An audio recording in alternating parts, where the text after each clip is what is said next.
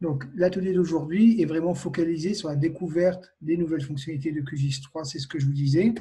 Très rapidement, pour faire connaissance, donc je suis Arnaud Van de Castel, je travaille chez Geolab, où je m'occupe particulièrement de la section géomatique de Geolab, à savoir la partie développement d'applications cartographiques, ainsi que la partie formation en géomatique. Chez Geolab, nous couvrons le spectre assez large, un spectre assez large touchant à l'information géographique. Nous sommes un bureau d'études spécialisé dans ce domaine et nous sommes également à même de répondre à différents besoins et demandes concernant l'acquisition et l'analyse de données géographiques, soit par topographie classique, par drone ou par ELM, et également de l'analyse de données, cubature, etc.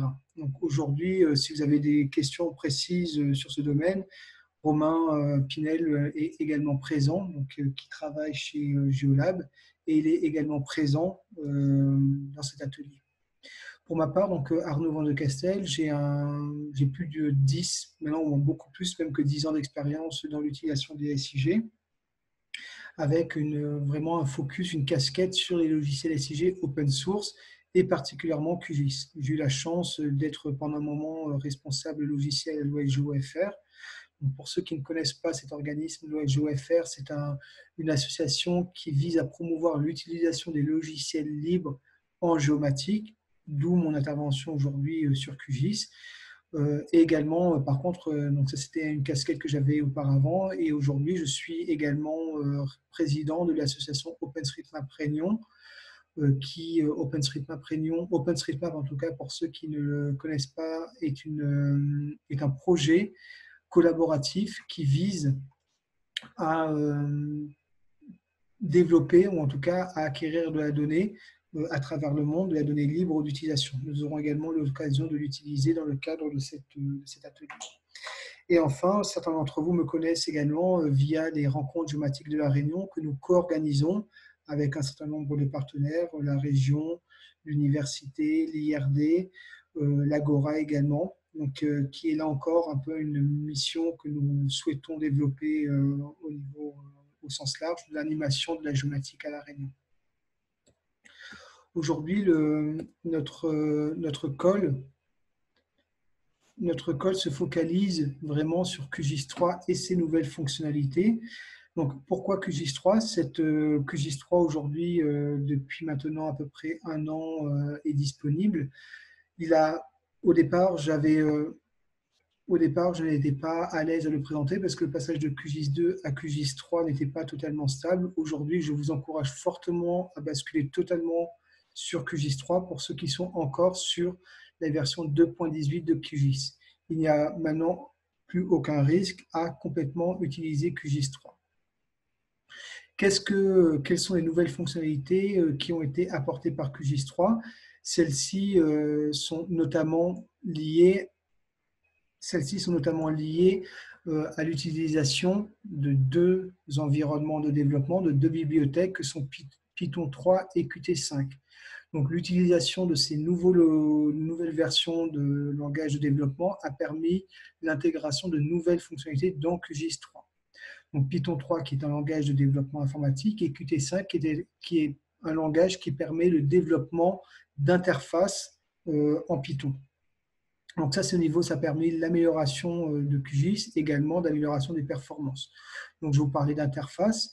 Dans QGIS 3, maintenant, vous avez également la possibilité d'avoir plusieurs canevas de cartes. Auparavant, dans QGIS 2.18, vous n'aviez qu'un seul canevas de cartes, c'est-à-dire que si vous vouliez faire plusieurs cartes, il fallait ouvrir plusieurs QGIS. Ici, maintenant, avec QGIS 3, vous pouvez créer différents canevas de cartes et même des canevas de cartes avec une carte en 3D. Au niveau de la donnée, il y a énormément d'améliorations des fonctionnalités, notamment au niveau du composeur de style, donc, qui vous permet de définir votre sémiologie graphique, et également au niveau des fonctionnalités d'édition de QGIS. Donc, les éditions que vous avez, quand vous éditez votre donnée, les barres d'outils d'édition sont particulièrement maintenant évoluées, avec quasiment, pour certaines barres d'édition avancées, des fonctionnalités de type AutoCAD, en tout cas de type conception assistée par ordinateur. Enfin, également, puisque je pourrais vous dérouler, c'est ce que je vous disais, on pourrait passer 1 heure à dérouler les nouvelles fonctionnalités de QGIS.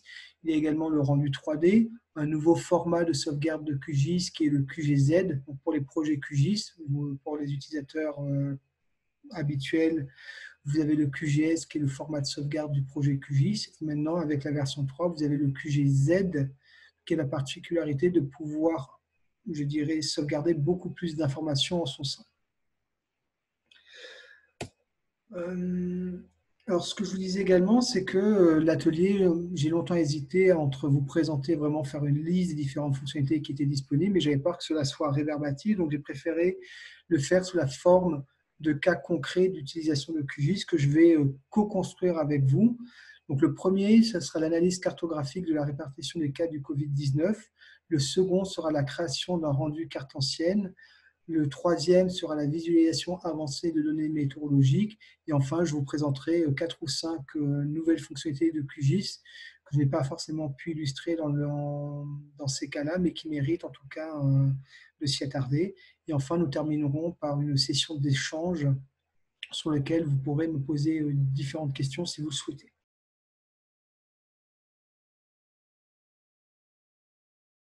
Donc, commençons dès à présent l'analyse cartographique des cas du Covid-19. Très rapidement, l'objectif final est d'arriver à la réalisation de cette carte-là que j'ai réalisée. Donc, ce que vous voyez à l'écran, c'est les cas recensés par l'université de Johns Hopkins aux États-Unis. Donc, on a la chance que sur leur compte GitHub, pas sur leur compte GitHub, ils mettent à disposition les cas qui ont été recensés sur les cas recensés et les cas aussi de mortalité. Donc, pour la jouer safe, j'ai plutôt gardé les cas recensés, ça évite en tout cas que ça soit trop morbide comme atelier. Donc, vous avez sur ce GitHub la possibilité de télécharger les données. Une fois les données téléchargées, celles-ci sont de ce type-là, avec la province, le pays, la longitude et la latitude, et les cas depuis le 22 janvier 2020. Donc, l'objectif est au final d'arriver à la réalisation d'un atlas cartographique. Donc, vous parler à la fin de cette première exercice de ce qu'est l'atlas cartographique dans QGIS et qui permet d'automatiser la production de cartes. Donc, commençons dès à présent avec les cas. Alors, je vais repartager mon écran. Voilà, donc les cas de Covid-19. Donc, vous avez devant vous la carte finale que nous souhaitons réaliser dans le cadre de cet atelier. Donc, qu'est-ce que je vais faire? Je vais repartir d'un canevas de cartes totalement vierge.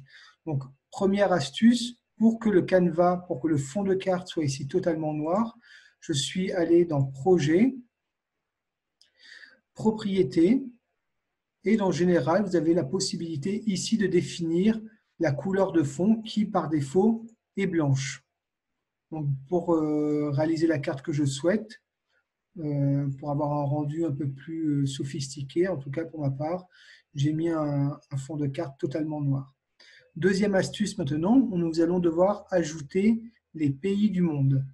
Donc, soit vous téléchargez sur des sites, de nombreux sites proposent en téléchargement le contour des pays du monde, mais dans QGIS, deuxième astuce, vous ne le connaissez peut-être pas, mais dans l'interface des coordonnées, si vous tapez le mot-clé World, vous allez avoir les couches des pays du monde qui vont s'afficher.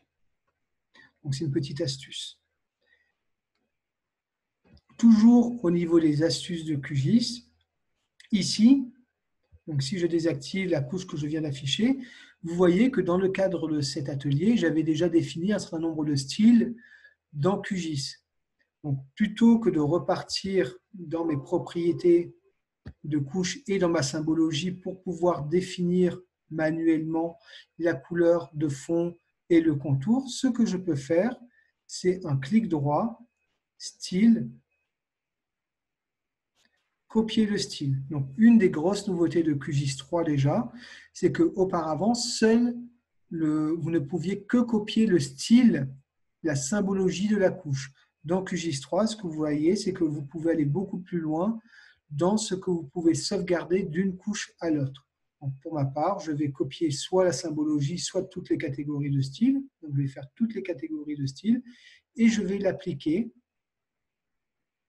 à la couche que je viens d'ajouter. Et donc, si je désactive la couche que j'avais préparée préalablement et que j'active ma nouvelle couche, comme vous pouvez le voir, le style a été automatiquement appliqué.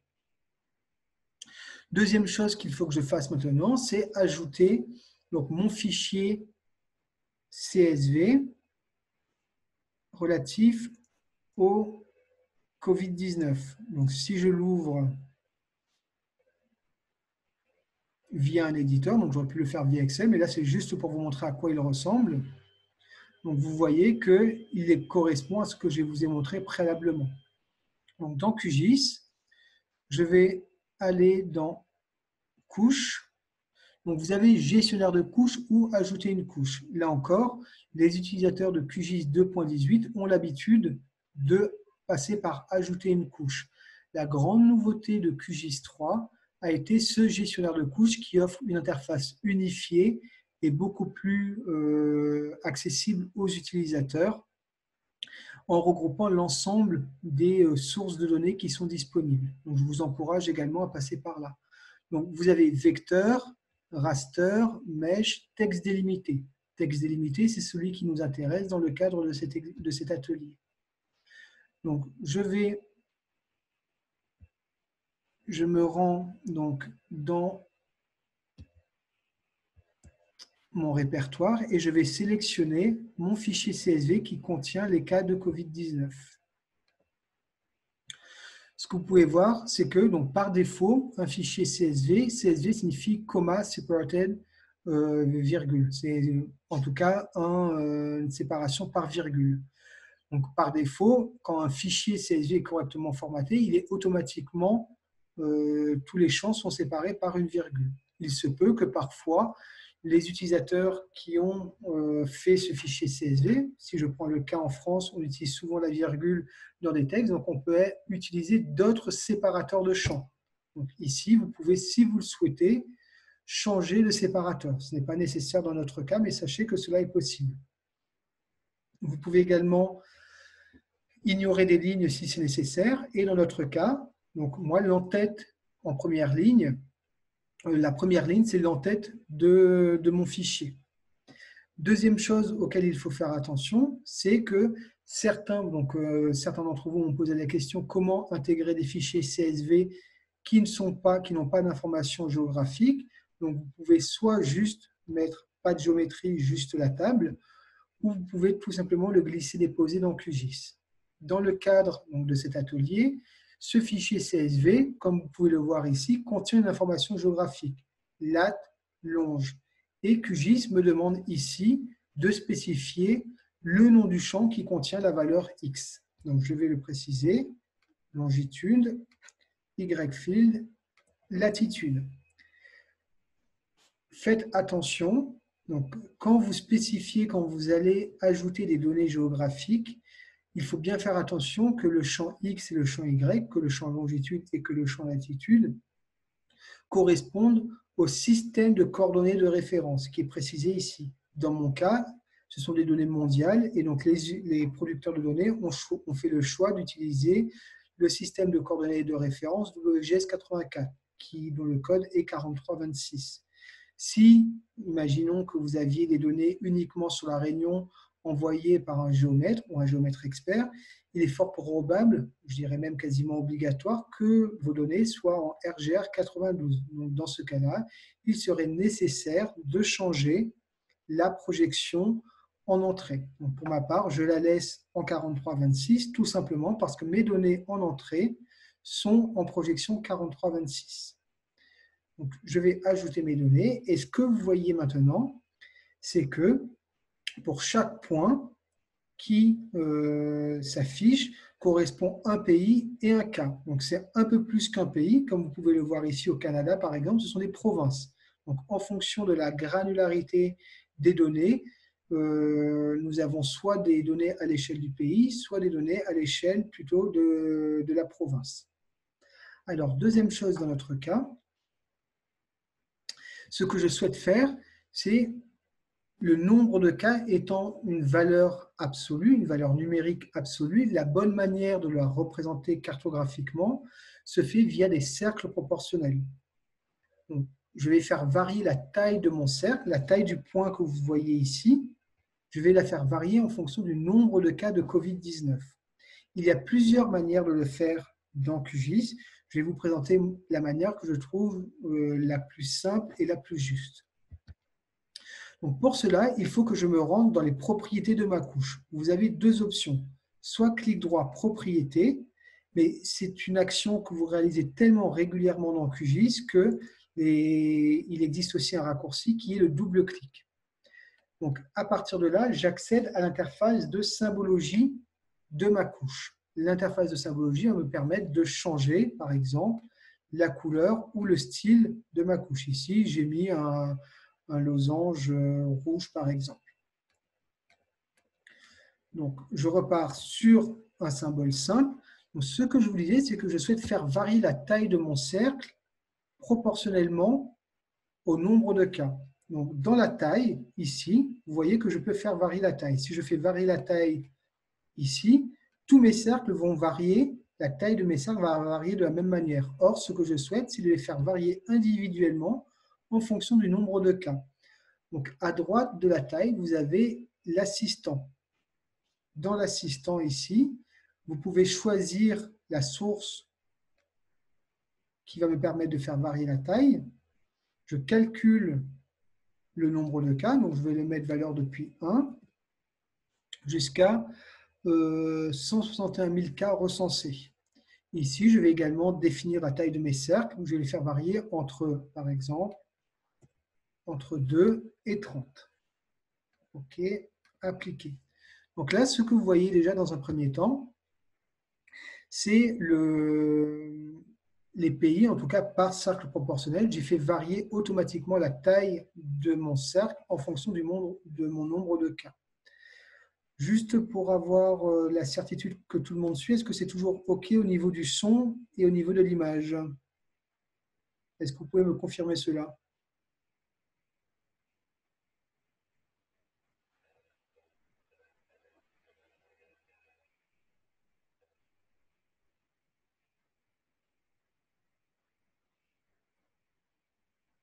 Je n'ai pas de retour pour le moment.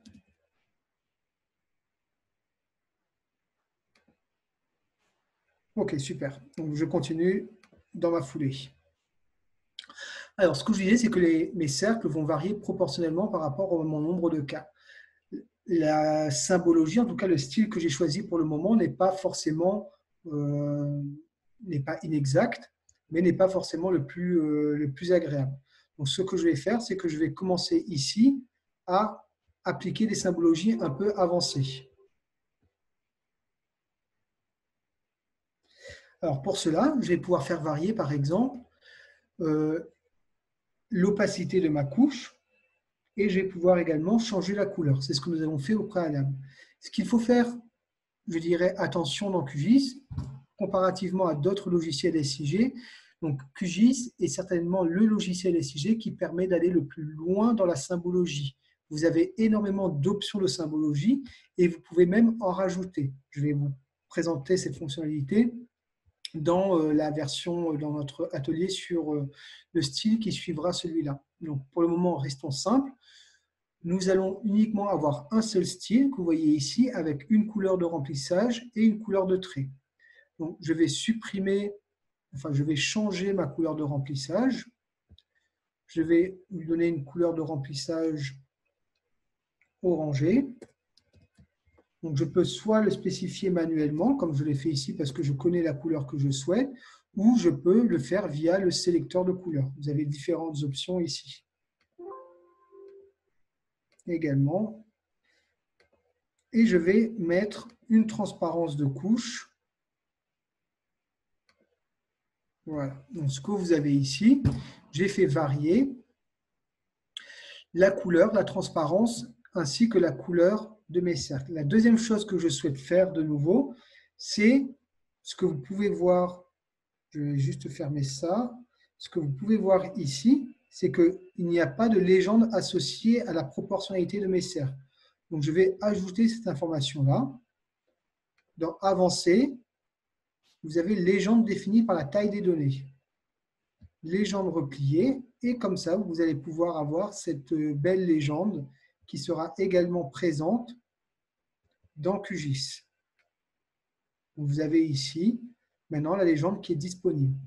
Dernière chose que je souhaite faire, c'est tout simplement, vous pouvez, si vous regardez sur ma carte, vous avez les petits points qui sont ici, sont en dessous, donc ça là se fait de manière aléatoire, mais se retrouvent en dessous des gros cercles qui recouvrent du coup ces cercles plus petits.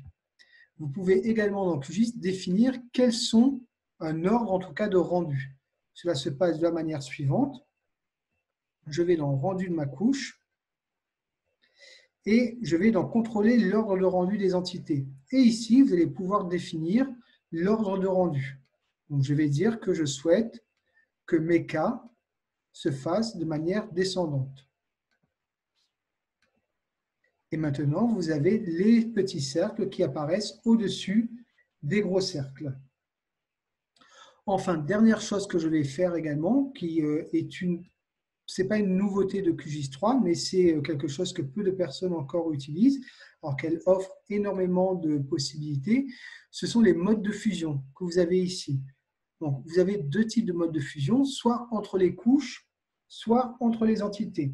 Donc, pour le moment, je vais faire entre les couches et je vais faire une lumière dure. Et vous allez voir directement ce qui va se passer.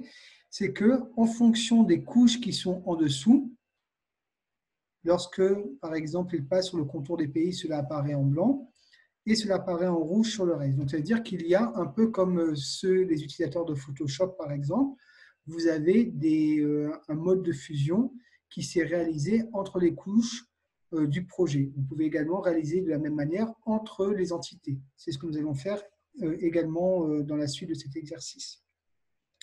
Alors, dernière chose que je souhaiterais représenter sur cette carte-là, c'est voir est-ce qu'il y a une corrélation, en tout cas cartographique, entre les déplacements aériens et les cas de Covid-19.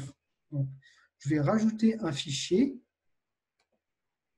Donc, toujours de texte délimité, vous allez voir la particularité de celui-là. Donc, c'est un fichier CSV, sauf que c'est un fichier CSV. Si vous regardez là où se trouve ma souris, vous avez une chaîne de caractères qui est line string, donc qui est écrit en WKT. Donc, dans ce cas-là, je peux également, lorsque j'importe du texte délimité, non pas préciser une colonne de type point où je dois préciser un X, un Y, mais préciser du WKT, le Well No Text.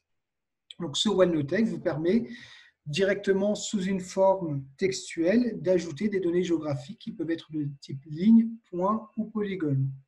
Donc, j'ajoute mes données de la même manière. Et donc, vous avez cette amas de lignes qui correspondent à toutes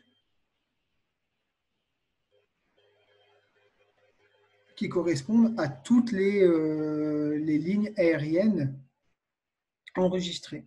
Donc là encore, je vais passer un petit peu de temps pour faire cette symbologie. Donc, double-clic pour afficher ma symbologie. Je vais changer le style, je vais rester simple. Je vais dire que le style de ma couche, là encore, comme j'ai préparé cet atelier au préalable, je connais la couleur que je souhaite. Mais sinon, vous pouvez passer par la petite roue qui est présente. Donc, elles vont apparaître de cette manière-là. Ce n'est toujours pas très agréable, mais sachez que vous pouvez jouer avec les modes de fusion. Et c'est là que ça va prendre tout son sens.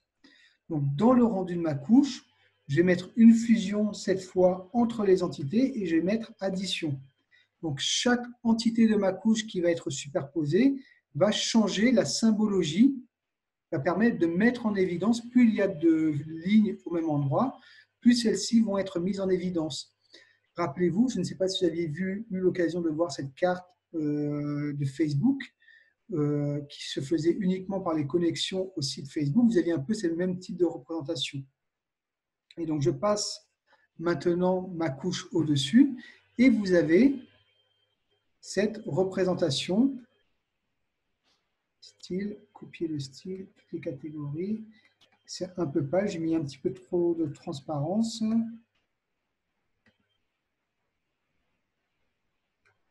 Voilà. Et donc, vous avez comme ça les cas de Covid-19 qui s'affichent avec en surimpression les cercles proportionnels. Alors, par rapport à mon exercice initial, je pense que j'ai mis un petit peu trop de transparence. Donc, je vais changer ma transparence pour que ça soit plus visuel. Symbologie. Ok, c'est 80% de transparence. J'étais un peu violent. Je vais augmenter ma transparence. Ouais, 41%. Voilà. Ok, donc ce que vous voyez maintenant ici à l'écran, c'est les cas de Covid-19 avec le transport aérien. Donc, je dirais, on peut voir visuellement en tout cas, il faudrait des analyses statistiques plus complètes, mais il y a d'une certaine manière une corrélation entre d'une part les liaisons aériennes et d'autre part les cas de Covid-19. Dernière chose que je souhaiterais vous montrer dans cette première partie d'atelier, c'est que dans l'exemple présent, vous avez des cas par région et non pas par pays. Moi, ce que je souhaite réaliser, pour être le plus juste possible, je souhaite réaliser une carte par pays. Donc, pour cela, vous avez une option dans QGIS, boîte à outils, jointure. Donc, ma jointure, je vais joindre les attributs par localisation et vous avez un algorithme spécifique qui permet en plus, dans le cas où j'ai plusieurs entités sur un même pays, par exemple, dans mon cas, ce sera le même pays, donc j'ai plusieurs cas recensés sur un même pays, donc il va faire une opération mathématique qui peut être la somme, le max, le min, etc. Donc ma couche source, c'est ma couche des pays, carte du monde. Ma couche, je souhaite joindre la couche des cas de Covid-19. Donc, tous les cas de Covid-19 qui intersectent un pays vont être résumés. Donc, je choisis le champ que je souhaite résumer. Donc, dans mon cas, c'est le dernier champ. OK. Et je précise également l'opération mathématique que je souhaite. Si je laisse par défaut, il va faire toutes ces opérations mathématiques. Moi, ce que je souhaite, c'est uniquement la somme. Voilà. Je peux créer une couche temporaire ou je peux créer une couche en dur. Donc, je vais laisser une couche temporaire dans mon cas. Donc, il réalise l'opération de jointure. Et ce que vous voyez, c'est qu'effectivement, il m'a créé tous mes pays avec mes cas de Covid-19. Si je clique sur cette couche-là, vous allez avoir pour le Canada les cas de Covid-19, couche issue de la jointure spatiale. Donc, j'ai 7367 cas de Covid-19 qui ont été testés positivement. Donc, toujours dans les styles, donc on continue un peu l'exploration des styles, c'est que ici, dans le cas présent, j'ai une couche qui est une couche de type polygone. Si je souhaite réaliser la même analyse avec des cercles proportionnels, auparavant, donc si je n'avais pas les mêmes possibilités du composeur de style de QGIS, j'aurais été obligé d'exporter cette couche sous la forme de centroïde. Sauf que dans les nouvelles versions, depuis les versions 2.18, mais dans les nouvelles versions de QGIS en tout cas, vous avez la possibilité de changer à la volée le type de symbole. Et dans mon cas, je vais faire un remplissage de centroïde. Donc, à la place d'avoir les polygones, j'ai un centroïde. Faites bien attention à désactiver, dessiner le point sur toutes les entités, sur toutes les parties d'une entité multipartie quand il s'agit de multipolygones, comme c'est le cas ici. Et là, je vais refaire exactement la même opération, donc à savoir définir le style. Je vais mettre à 80%. Donc déjà, j'ai mes points qui vont apparaître de cette manière. Je vais également, et je vais faire varier la taille en fonction de mon champ. Donc ce n'est ni plus ni moins que ce que nous avons fait jusqu'à maintenant.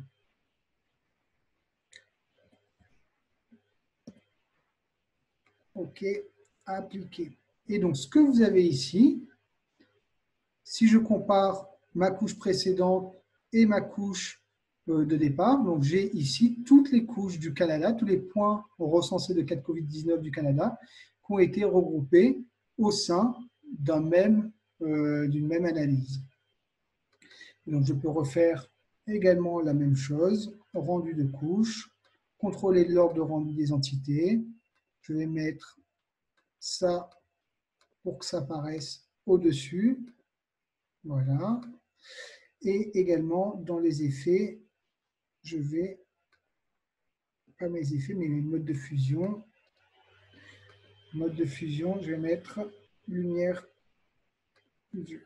Voilà. Et c'est ce que vous avez ici maintenant.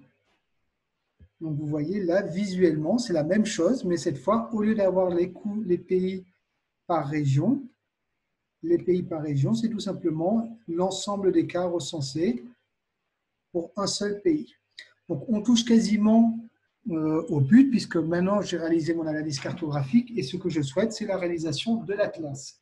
Donc pour réaliser cet atlas, c'est une des grosses nouveautés de la version de QGIS-3. Au préalable, vous aviez dans le gestionnaire de mise en page un onglet qui s'appelait Atlas et qui permettait la réalisation un peu automatique de cartes. Dans mon cas, dans la version de QGIS-3, vous avez maintenant l'option rapport. Donc, j'ai créé, dans le cas de cet exercice, un nouveau rapport. Donc, ce nouveau rapport, qu'est-ce qu'il a? Donc, il prend une en-tête. C'est ce que vous voyez ici. J'ai dessiné l'en-tête de mon rapport. J'ai ajouté ensuite une section de groupe de champs qui va me permettre de faire une itération sur chacune des entités. Donc, dans le cadre pour simplifier la génération, j'ai choisi uniquement les 20 pays donc les plus touchés par le Covid-19. Donc, c'est la couche jointure 20 most. Donc, je choisis ma couche, je choisis le champ pour faire un tri par ordre croissant et je peux éditer ma carte. C'est ce que vous voyez ici.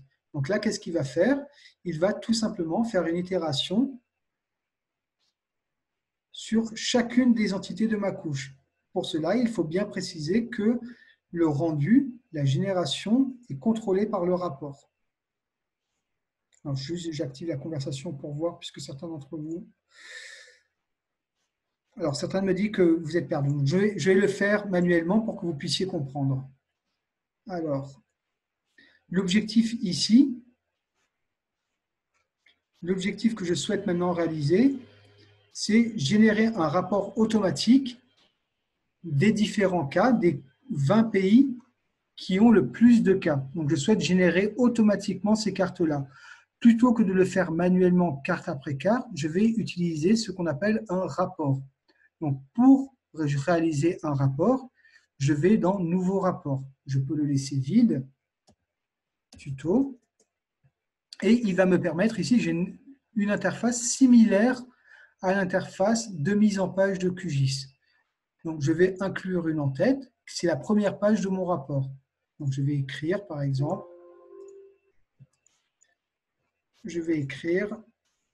mon rapport Covid-19.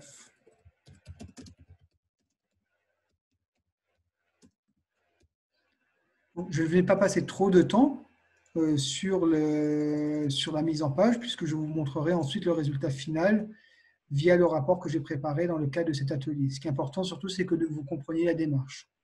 Donc, j'ai l'en-tête de mon rapport, donc c'est la première page de mon rapport. Ensuite, je vais rajouter soit une section de mise en page statique, soit une section de groupe de champs. La section de groupe de champs va me permettre de réaliser mes cartes sur les différentes entités d'une couche que j'aurais préalablement définie. Donc, si je choisis section de groupe de champs, je vais devoir définir sur quelle couche porte mon analyse et le champ si je souhaite effectuer un tri. Donc là, je peux rajouter de nouveau une en-tête. Ce qui m'intéresse surtout ici, c'est d'inclure le corps du document.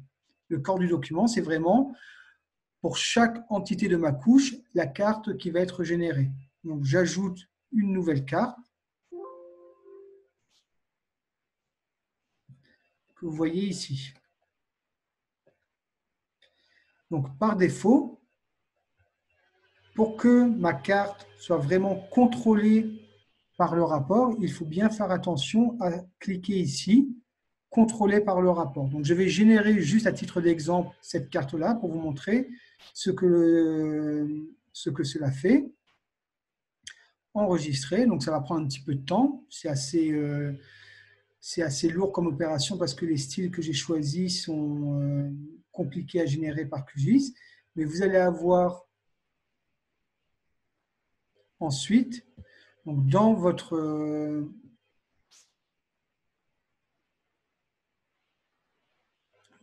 répertoire de sauvegarde, donc vous allez avoir la carte, le rapport qui a été généré. Est-ce que c'est plus clair comme ça maintenant? L'idée, c'est vraiment, le temps que ça se génère, je vais vous expliquer ce qu'est le rapport. L'idée, c'est vraiment de permettre, comme la fonctionnalité auparavant Atlas de QGIS, c'est d'automatiser la création de cartes. Imaginons que vous avez les communes de la Réunion et que pour chaque commune, vous avez réalisé une analyse. Plutôt que de faire une carte par commune, vous pouvez paramétrer votre rapport pour réaliser automatiquement les différentes cartes ou la carte pour chacune des communes. Donc cela vous fait gagner un temps précieux plutôt que de le faire manuellement. Donc, je vais vous présenter, donc le temps que ça se termine, et je vais vous présenter ensuite le rapport que j'ai réalisé dans mon cas pour que ce soit cohérent avec le fichier PDF qui va vous être montré. J'attends que ça se termine. Donc, en fonction du style de vos couches, cette génération du rapport peut être plus ou moins longue.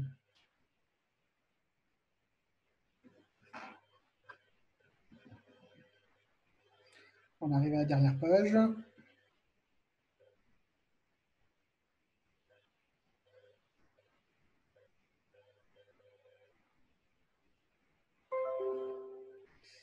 Alors, mon rapport a été généré et je vais vous présenter le rapport final.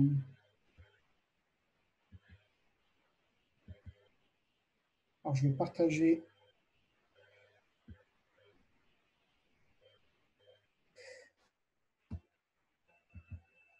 Est-ce que vous voyez tous maintenant le rapport qui a été réalisé via le PDF?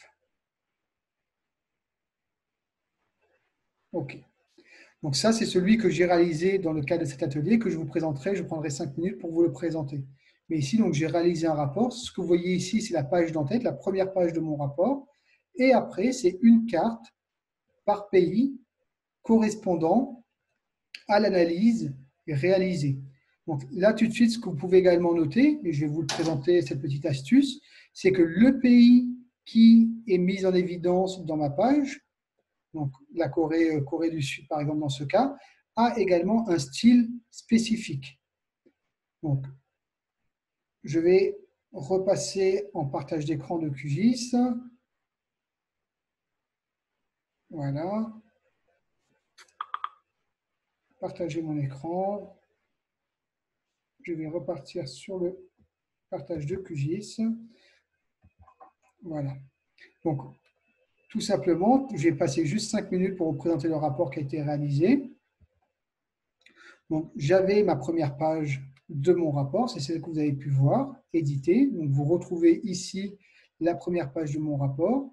Vous retrouvez ensuite dans les pages par entité, vous avez la couche qui a été utilisée et le champ qui a été utilisé. Et si j'édite le corps de mon rapport, de la même manière, vous avez ici les informations. Petite astuce, c'est que dans le nom, vous avez pu voir que dans mon rapport, j'ai pu nommer individuellement chacune des entités ainsi que le nombre de cas.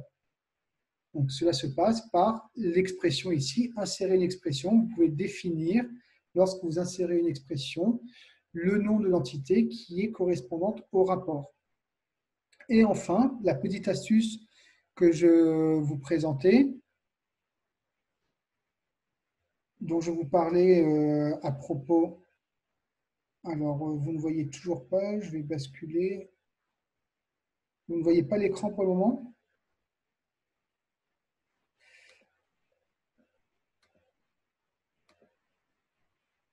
Alors, ah d'accord. Je comprends maintenant pourquoi vous étiez perdu alors, puisque effectivement, ça ouvre une nouvelle fenêtre. Nouveau partage, je comprends mieux. Voilà. Donc maintenant, vous avez l'interface du rapport. Je pensais que ça partageait l'ensemble de l'application, mais ça me montre fenêtre par fenêtre. Donc, excusez-moi pour ça. Donc ici, ce que vous voyez, c'est le rapport qui a été réalisé. Donc, j'ai mon rapport, j'ai la page principale, l'entête de mon rapport, et j'ai ensuite les entités de mon rapport. Et si je rajoute ici un champ, je vais le rajouter pour vous, le champ textuel, et que j'insère une expression en disant que le champ et les valeurs, c'est le champ name, automatiquement, en fonction de l'entité correspondante à mon rapport, il va automatiquement changer la variable name par le nom du pays sur lequel porte l'analyse de mon rapport.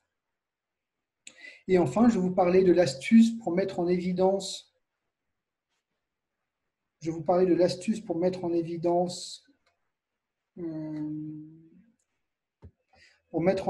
l'entité lors du rapport.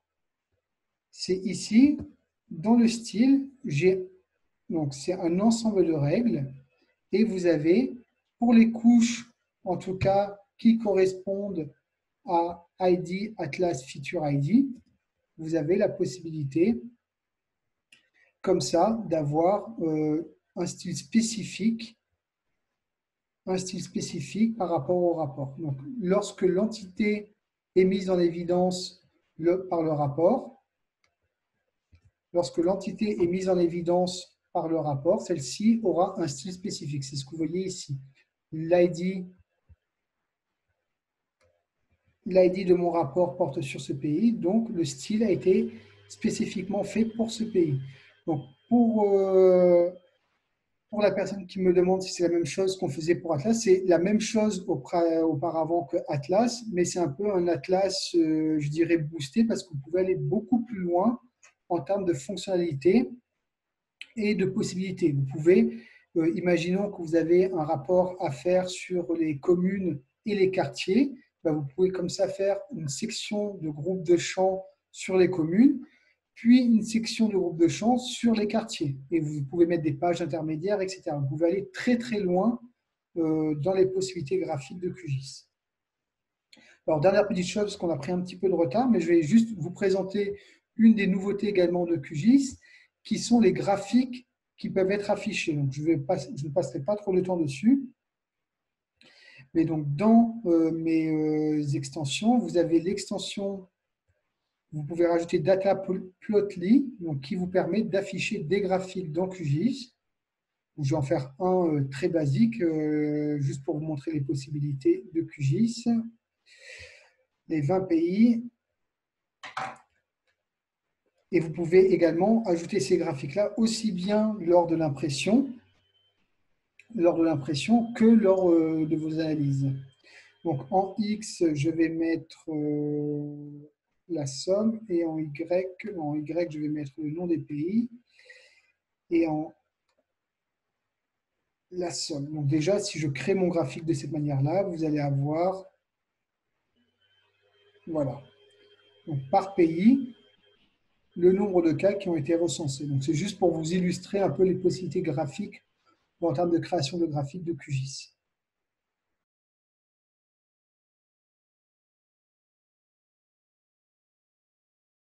Donc, l'idée que j'avais pour cette deuxième partie d'atelier, c'était vraiment de vous présenter les fonctionnalités avancées de QGIS en termes de style. Est-ce que vous avez tous devant vous l'affichage de QGIS avec le littoral nord, donc le Barachois de Saint-Denis? Super. Donc, ici, l'idée est double. C'était de vous montrer comment on peut utiliser directement des données provenant du projet de cartographie libre OpenStreetMap dans QGIS et également de continuer à jouer avec les effets de style. Donc, toutes les données que vous avez ici représentées, affichées, sont issues du projet OpenStreetMap. Donc, je vais vous présenter la démarche que j'ai réalisée, que j'ai faite pour obtenir cette carte-là. Alors, pour télécharger les données provenant d'OpenStreetMap, directement télécharger des données provenant d'OpenStreetMap, il faut passer par une extension qui s'appelle Quick OSM. Donc, Quick OSM est une interface qui vous permet de télécharger directement, de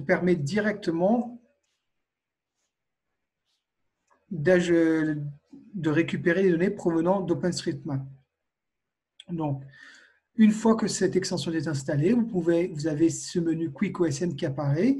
Et ici, vous allez pouvoir faire ce qu'on appelle une requête, requêter les données que vous souhaitez. Donc, par exemple, si je souhaite télécharger toutes les limites, je dirais, communales, donc je mets admin level. Donc, je connais les mots-clés dans OpenStreetMap, donc pour moi, c'est assez rapide. Vous allez peut-être mettre un petit peu plus de temps.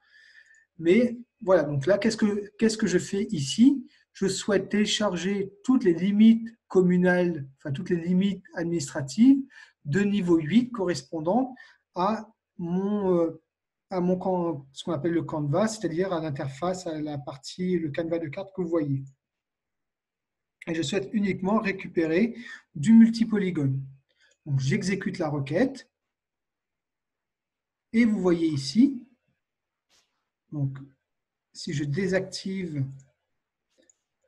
les résultats, vous voyez ici qu'il m'a téléchargé automatiquement, il m'a téléchargé la commune de Saint-Denis. Donc, je continue de la même manière. Je vais vouloir télécharger, donc cette fois,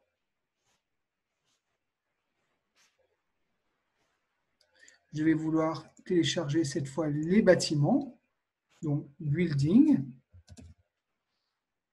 Donc, toujours dans mon canevas et uniquement les polygones. Exécuter la requête. Voilà, j'ai récupéré automatiquement tous les bâtiments qui sont présents sur la zone et qui sont enregistrés dans OpenStreetMap. Je fais de la même manière, je procède de la même manière pour les routes. Cette fois, je ne veux que le linéaire. Donc maintenant, j'ai les routes, j'ai les bâtiments et j'ai également les limites administratives. Et donc, je vais récupérer également le land use, donc l'utilisation du sol, et je vais récupérer tout ce qui est en herbe.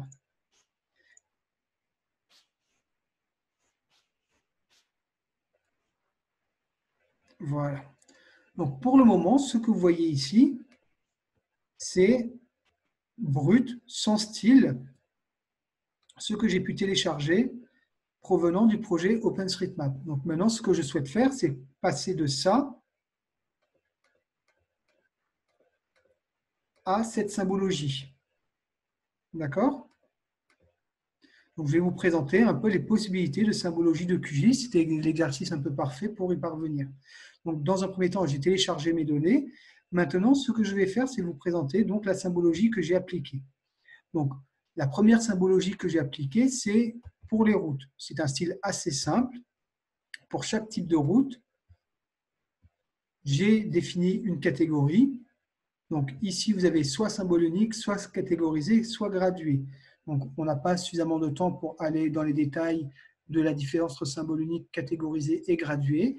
Mais catégorisé, en tout cas, il va regrouper toutes les valeurs communes, les valeurs identiques, et créer pour chacune d'entre elles une catégorie sur laquelle vous allez pouvoir appliquer votre style. Donc, dans ce cas, j'ai créé un style très simple, rien de bien méchant. J'ai mis toutes les routes au même niveau.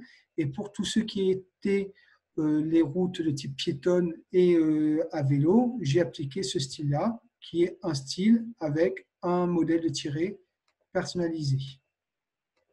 Donc, rien de bien méchant. Là où ça commence à être sympa, c'est par exemple, vous voyez le style Land Use est composé finalement de 3 différents styles. Un style à l'intérieur, un style sur les bordures extérieures et un style sur la bordure elle-même. Donc, vous avez ici une ligne simple et un remplissage simple. Donc, mon remplissage, c'est l'intérieur. Et comment j'ai réalisé cela? C'est tout simplement en rajoutant différentes couches de symboles. Donc, je vais vous présenter juste si je monte celle-là. Si je mets celle-là au-dessus, elle va écraser mon style. Et tout apparaîtra en bleu.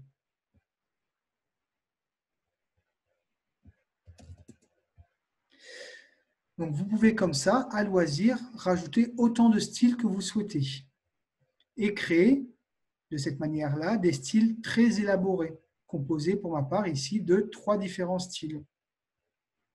J'ai procédé de la même manière pour Building, sauf que pour Building, j'ai un peu rusé parce que si je zoome sur mes bâtiments, vous allez voir que j'ai mon bâtiment, mais j'ai également un léger effet 3D autour de ce bâtiment, une sorte de petit décalage qui permet d'apporter un peu de profondeur. Donc, pour apporter cette profondeur, comment j'ai réalisé cela? Donc, sur mon style, qu'est-ce que j'ai fait? J'ai fait un remplissage simple avec une couleur de remplissage et une couleur de trait.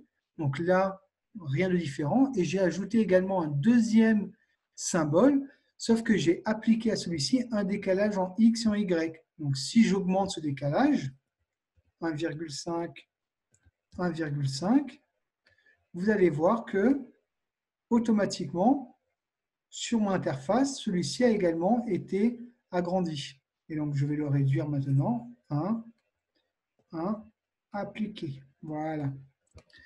Donc, c'est ce qui me permet d'avoir cet effet 3D. Maintenant, ce que je trouve, en tout cas, vraiment de plus sympa, donc le premier que je vais vous présenter ici, donc c'est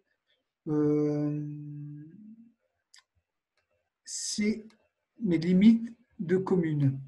Donc, rappelez-vous, par défaut, ma limite de commune, c'était celle-ci.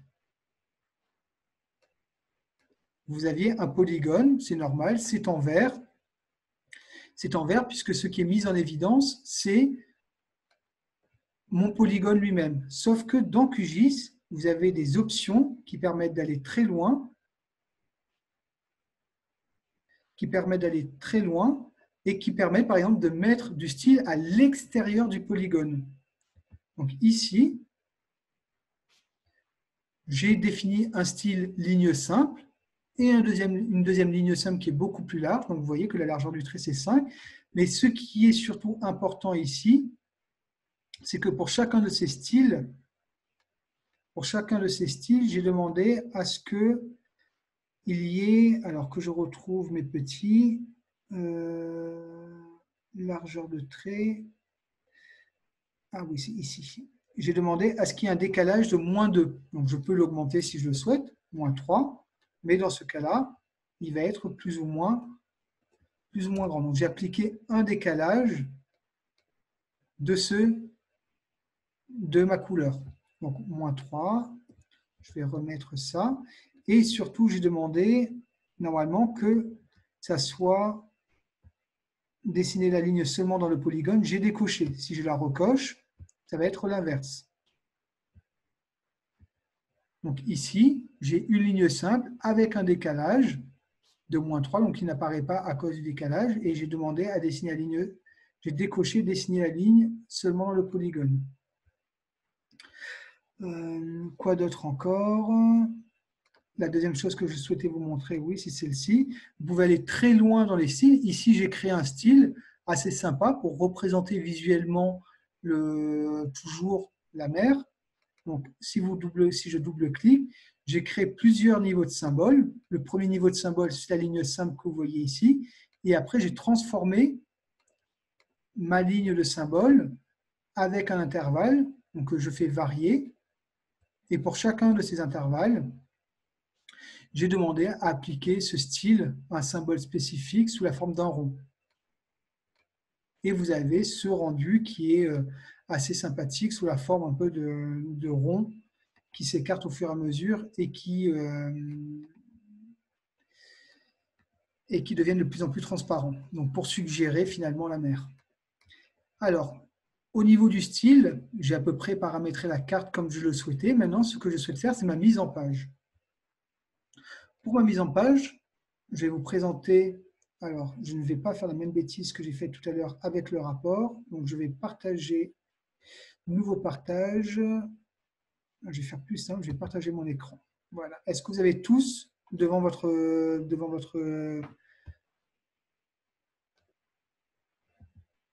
visuellement, est-ce que vous avez tous le partage de la carte qui est affiché? Super. Donc je continue.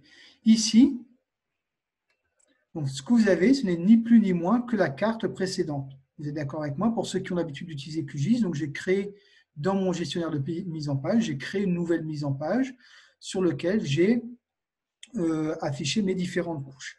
L'astuce pour créer, je dirais, ce rendu carte ancienne, c'est d'ajouter une image. Donc, vous en avez plusieurs qui sont disponibles sur Internet, un peu style papyrus, et sur lequel on va repartir, rappelez-vous ce dont je vous ai parlé tout à l'heure, sur le rendu, vous avez les modes de fusion.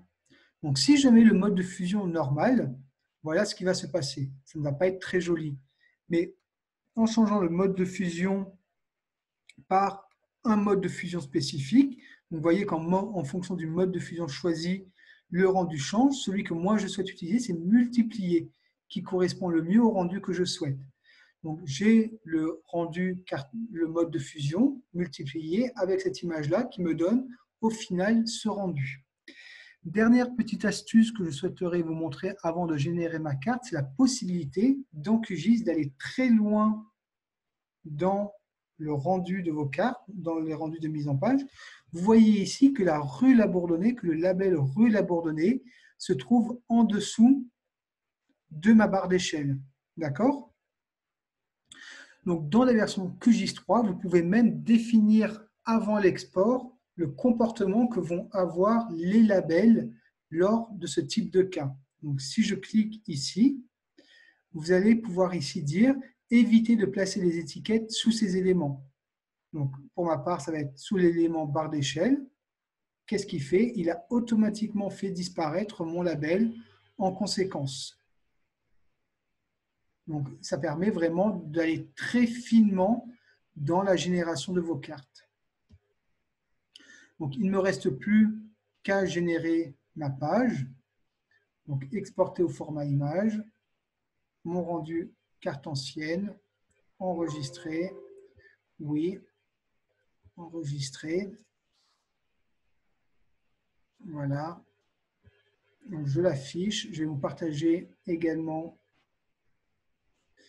le rendu réalisé pour que vous puissiez le visualiser.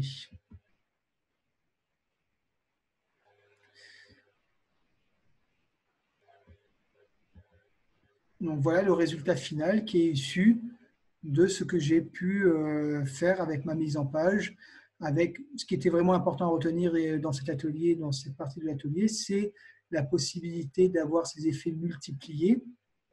Les rendus possibles, on a la possibilité dans QGIS d'aller très loin dans la gestion des rendus et également de télécharger des données directement depuis le projet OpenStreetMap. Alors pour le texte des rues, cela vient d'OpenStreetMap également, donc très rapidement, je vais repasser en partage d'écran. Non, ça vient, alors je vais vous le présenter, je vais repartir sur partage d'écran pour vous le présenter. Donc vous avez tous devant l'écran, devant vous, mon écran avec les labels ici. C'est vrai que je ne le voulais pas montrer. Donc dans les couches que vous avez, donc j'ai une couche qui est issue de OpenStreetMap. Et dans QGIS, vous avez la possibilité d'ajouter des étiquettes. Donc, dans les étiquettes, j'ai choisi la valeur name parce que dans ma table attributaire, name correspond au nom de ma rue. Et ensuite, j'ai appliqué ici différents styles pour que le rendu soit sympathique visuellement. Donc, j'ai choisi une police spécifique qui donne ce type de rendu. J'ai ajouté un tampon également autour. Le tampon, c'est ce que vous voyez, la petite zone blanche autour de mon texte, etc. Vous pouvez aller très loin également dans la génération des rendus en définissant des niveaux d'échelle, en les positionnant à la main. Donc, je vous présenterai un cas dans la suite de cet exercice, de cet atelier. Vous pouvez maintenant, dans les nouvelles versions de QGIS, déplacer les étiquettes.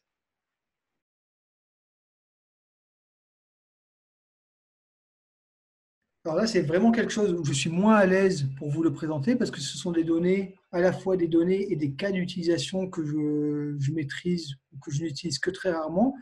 Mais au regard des potentialités en tout cas de ce que cela apporte. Il me paraissait important aujourd'hui de porter à connaissance, en tout cas, ce nouveau type de données qui est disponible dans QGIS.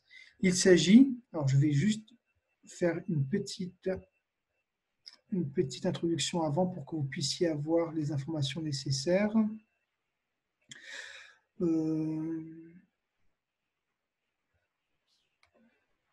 vais partager mon écran. Donc, vous avez tous mon écran en face avec les données météorologiques. Est-ce que vous voyez bien cette animation des données météorologiques? OK. Donc, le rendu que je souhaite vous présenter, c'est celui-ci. Vous allez pouvoir comme ça générer différents rendus, en tout cas différentes animations. Et cela a été réalisé directement depuis QGIS. Donc, contrairement aux données classiques, habituellement dans QGIS, vous avez deux types de données, ou même dans les SIG. Dans les SIG classiques, vous avez les données de type vecteur et raster. Donc, vous avez d'autres formats de données SIG qui sont disponibles maintenant. Je parle des points de cloud, par exemple. Et un qui nous intéresse dans le cadre de cet atelier, c'est les données de type, ce qu'on appelle mesh en anglais ou maillage en français. Donc, un raster, c'est une matrice. C'est un peu ce que vous avez ici au milieu de cet écran, c'est une grille régulière. Donc la différence avec des données de type mesh, c'est que c'est également une sorte de raster, mais dont la grille peut être totalement irrégulière. Donc on s'écarte des rasters classiques pour intégrer des formes d'irrégularité dans les données que nous avons. Donc aujourd'hui, dans QGIS, cela se fait via une librairie spécifique qui a été ajoutée à QGIS et qui nous permet d'intégrer directement des données au format NetCDF, GRIB, XMDF, DAT et 3DI. Donc je vais passer maintenant au partage de QGIS. Donc ici, ce que vous voyez, c'est la donnée que j'ai intégrée, donc qui est un ouragan, l'ouragan Michael, sur lequel j'ai ici, c'est ce que vous voyez, donc le type spécifique. Je suis passé par couche, gestionnaire de sources de données, et j'ai choisi Mesh. Donc j'ai choisi ma couche, atelier QGIS, Mesh, et c'est un fichier qui est de type .nc. D'accord? La particularité de ce fichier, c'est que c'est une donnée qui est multitemporelle. Donc, à l'intérieur de ce raster, j'ai plusieurs temporalités. Et j'ai également plusieurs données. Dans ce raster, j'ai aussi bien une donnée correspondant au vent, à la température et au total des précipitations. Et ce que vous voyez ici, c'est que j'ai également la temporalité. Ici, vous voyez toutes les analyses temporelles. Donc, c'est assez. Donc, ne soyez pas surpris si vous utilisez donc, ce nouveau type de données mesh et que ça évolue, l'interface évolue lors de vos différents tests, parce que c'est un projet qui est en cours de développement, qui est stable et qui est toujours en cours de développement. Donc, vous avez deux niveaux de symbologie dans ces données mesh. Ici, vous avez la possibilité d'ajouter ou non les rendus que vous avez ici, les petites flèches, et également d'afficher les contours. Donc, si je désactive tout, ça sera vide. Qu'est-ce que j'ai fait moi? J'ai fait le choix d'un intervalle égal, 11 classes. Je peux changer, je vais juste à des fins d'exercice, je vais vous montrer la différence, et je peux comme ça changer la couleur.